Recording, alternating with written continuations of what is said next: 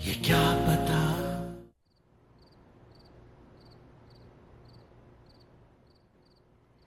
ये कढ़ी लो ना, बुशा लाई है तुम्हारे लिए। रियली मेरे लिए? हाँ, वैसे तो हफ्ते में एक दो दफा बना लेती है, लेकिन आज तो खास तौर पर तुम्हारे लिए बना कर लाई है ये कढ़ी। उन्हें कैसे पता चला कि मुझे पसंद है? लो, कैसी बातें करते हो हारिफ, भूल गए क्या? बचपन में तुम और हया उसके बावर्ची खाने में बैठकर गरम गरम पकौड़ों के साथ कढ़ी खाया करते थे, याद है ना? वैसे बुशरा बहुत प्यार करती है तुमसे। आपने भी तो हया को इतना प्यार दिया है। हाँ, ये तो है।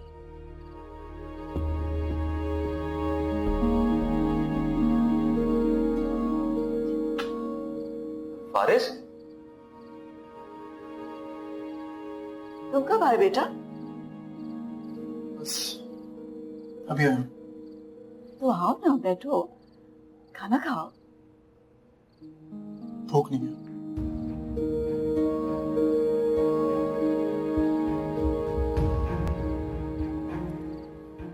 ओके, तुम खाना शुरू करो, मैं बात करके आती हूँ।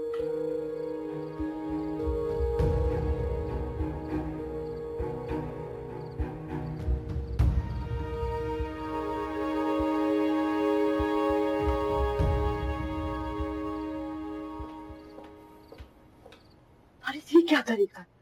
हारिफ क्या सोचेगा? आपने कभी मेरे बारे में सोचा कि मैं क्या सोच रहा हूँ? आहिस्ता बोलो, मैं तुम्हारी वजह से इस घर में कोई तमाशा नहीं लगने दूंगी। और तुमने तो कसम खाई थी कि तुम हया को भूल जाओगे। अम्मी, मैं अपनी कसम नहीं भूला, लेकिन आपसे ये कसम हरगिज़ नहीं खाई थी कि मैं ना खुश होने के बावजूद भी आपको खुश होकर दिखाऊंगा, सबके साथ बैठूंगा, खाने खाऊंगा। अब तू नहीं समझती, मुझसे नहीं हो सकता है सब कुछ। हारिस,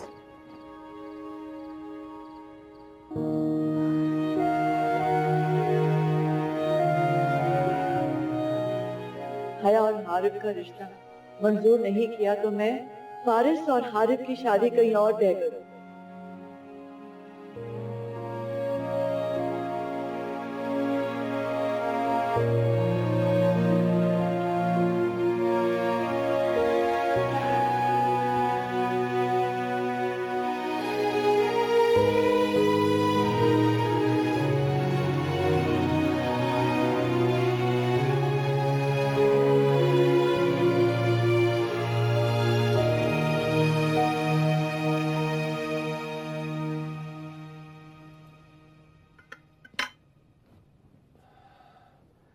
वो खालदा आई थी पैसे लेने।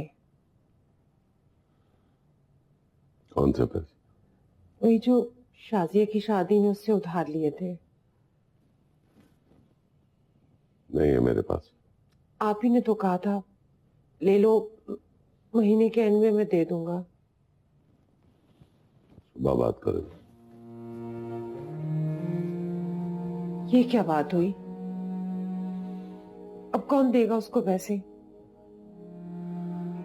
आप ही के कहने पे तो लिए थे।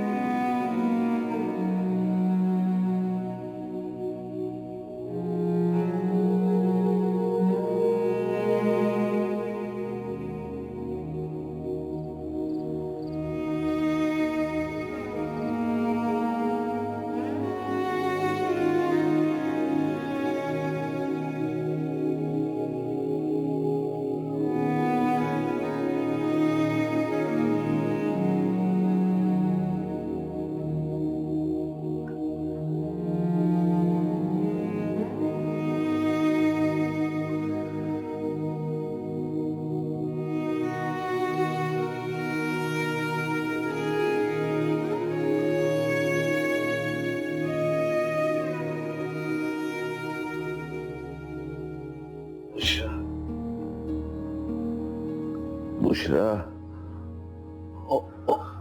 बुशरा, क्या हुआ तबरेज? ओए, क्या हुआ है? आपकी तबीयत तो ठीक है ना? आओ, आओ, सीने में दर्द हो रहा है। मैं हया को बुलाती हूँ। हया, हया, फारिस।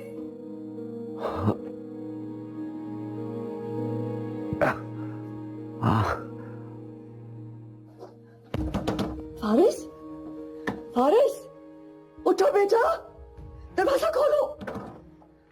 क्या हुआ है? तबरेज की तबीयत अच्छी नहीं है, तुम ऊपर जाओ, मैं हारिब को उठाती हूँ। परेशानियों में देखता हूँ। प्लीज देखो। नहीं, रिलैक्स हो जा, मैं देखता हूँ।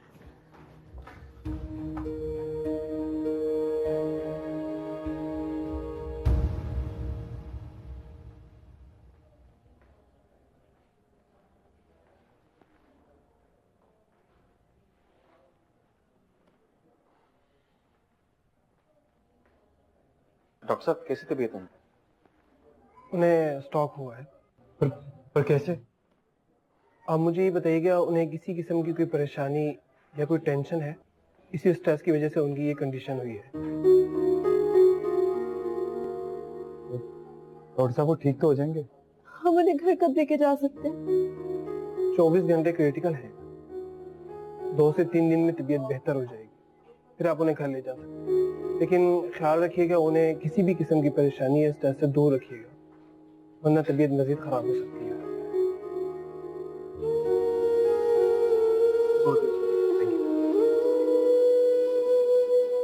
प्लीज बैठिए।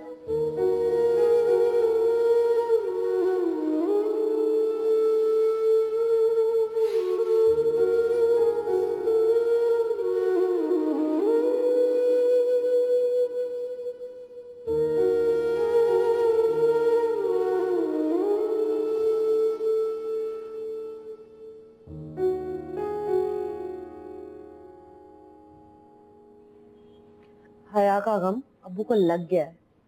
एक बात बताएं, क्या हया की खुशियां अब्बू की जिंदगी से ज्यादा जरूरी हैं? मैंने ऐसे कब कहा है? तो आप ताईजान को हारिब के लिए हाँ क्यों नहीं करती? सोच सोच के बीमार पड़ गए अब्बू। एक बात बताएं, आपकी हैसियत है कहीं और रिश्ता करने की, कहाँ से पूरी करेंगे लड़के वालों की डिमांड्स? क्यों मैं गलत कह रही हूँ शासिया? नहीं मिस्टर बाजी, आप बिल्कुल ठीक कह रही हैं।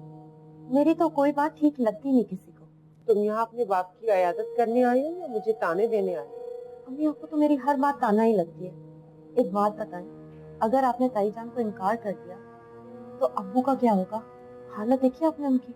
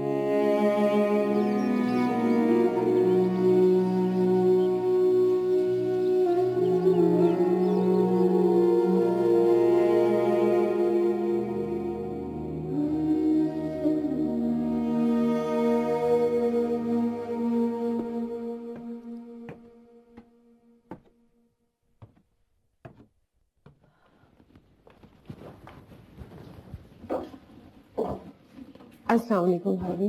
वालेकुम अस्सलाम। कैसी तबीयत है? बस वैसे ही है, आप अंदर चलिए, मैं उनके लिए सूप गर्म करके ला रही हूँ।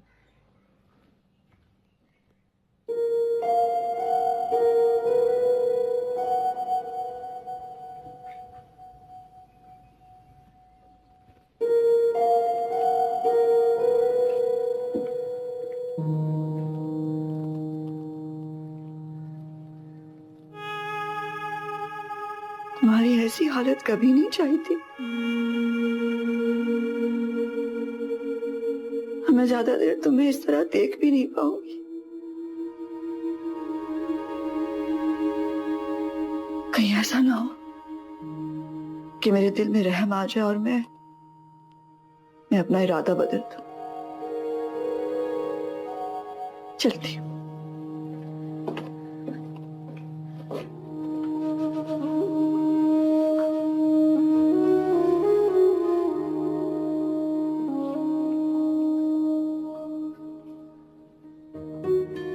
अरे आप बैठिए ना, मैं चाय लेकर आती हूँ। नहीं, बस चलती हूँ।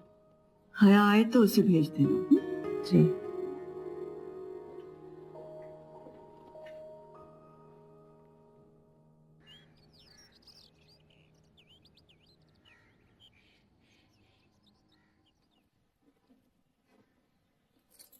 आपने बुलाया था ताईजान? हाँ, आओ बैठो।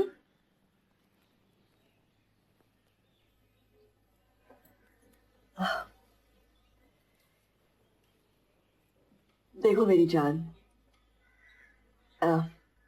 तुम ये मत समझना कि मैं तुम्हें प्रेशराइज कर रही हूँ या इमोशनली ब्लैकमेल कर रही हूँ। मैं तो बस तुम्हें समझाना चाहती हूँ, बाकी तुम्हारा अपना फैसला है। जो तुम बेहतर समझोगी वही करना। देखो मेरी जान, ये तो तय है कि औरतों की जिंदगी मर्दों की जिंदगी से ज्यादा दुश्वार होती है। इसीलिए शायद औरत आने वाले वक्त के बारे में सोच सोच कर फिक्रमंद होती रहती, परेशान होती रहती। शायद इसीलिए वो ये हर वक्त सोचती रहती है कि आने वाला वक्त कैसा होगा, उसका ससुराल कैसा होगा, उसकी जिंदगी का साथी कैसा होगा। यही बातें उन्हें रात रात भर सोने नहीं देती। लेकिन मैं इतना जानती हूं कि तुम कभी भी ऐसे सवालों के बारे में नहीं सोचती, क्योंकि तुम जानती हो कि तुम्हें इस घर में सब कुछ मिलने वाला है। हाँ, अगर तुम्हारा कोई मसला है तो वो तुम्हारी मोहब्बत है ना। लेकिन मेरी जान, ये जरूरी तो नहीं है कि इंसान जिससे मोहब्बत करे उसी से शादी भी हो जाए। ज्यादा जरूरी तो ये है कि जिससे इंसान की शादी हो वो मोहब्बत करने वाला।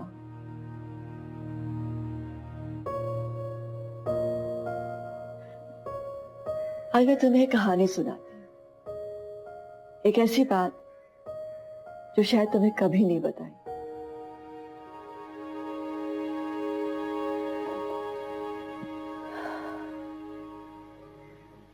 मेरी शादी तुम्हारे अब्बू से होना थी,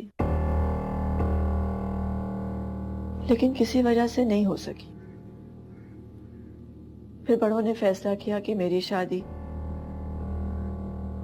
हारिब के अब्बू से कर दी जाए और मेरी शादी शम्स से हो गई। मैंने अपना सर बड़ों के फैसले के सामने खम कर दिया, कोई जिद नहीं की। जो फैसला उन्होंने किया मैंने मान लिया और मैं तुम्हारे ताया अब्बू की दूसरी बीवी बन गई, हारिब की सौतेली मां। शम्स ने मुझे पहली बीवी होने का दर्जा तो कभी नहीं दिया, लेकिन दूसरी बीवी होने का एहसास भी नहीं दिलाया। और मैं ना चाहते हुए भी उनके साथ अपनी जिंदगी गुजारती चली गई और इस फैसले पर पहुंची कि बड़ों का फैसला मानने में ही अच्छाई होती है। मुझे तो वो सब कुछ मिला जो बड़ों के फैसले मानकर मिलता है। दौलत मिली, आसाइशें मिली, घर मिला, वो सब कुछ मिला जिसकी ख्वाहिश कोई भी लड़की करती है। लेकिन सब चीजों से ज्यादा मुझे सुकून मिला। तुम्हारी बात अलग है। तुम्हें तो कोई एहसास नहीं दिलाएगा कि तुम सौतेली मां हो, और तुम्हें कभी भी सौतेले रिश्ते नहीं निभाने पड़ेंगे। देखो,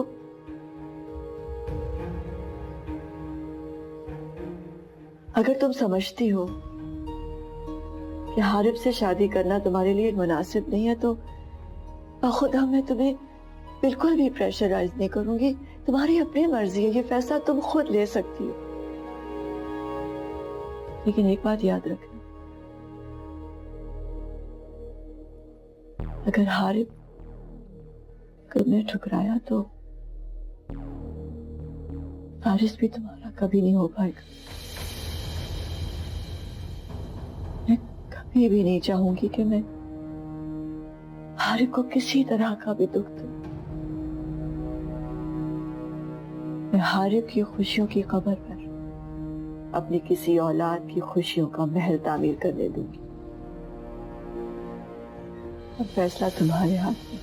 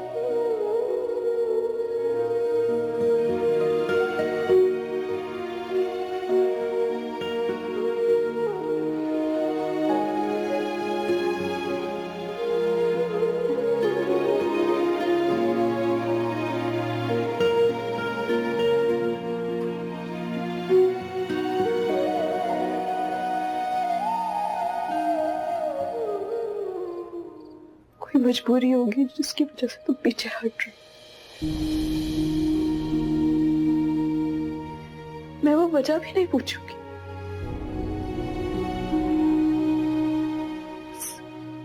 मुझे ये बता दो, क्या तुम्हारी मोहब्बत सच्ची थी?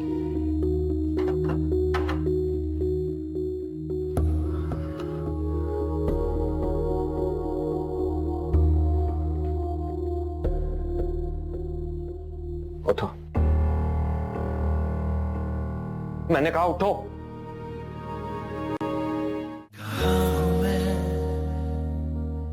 ये क्या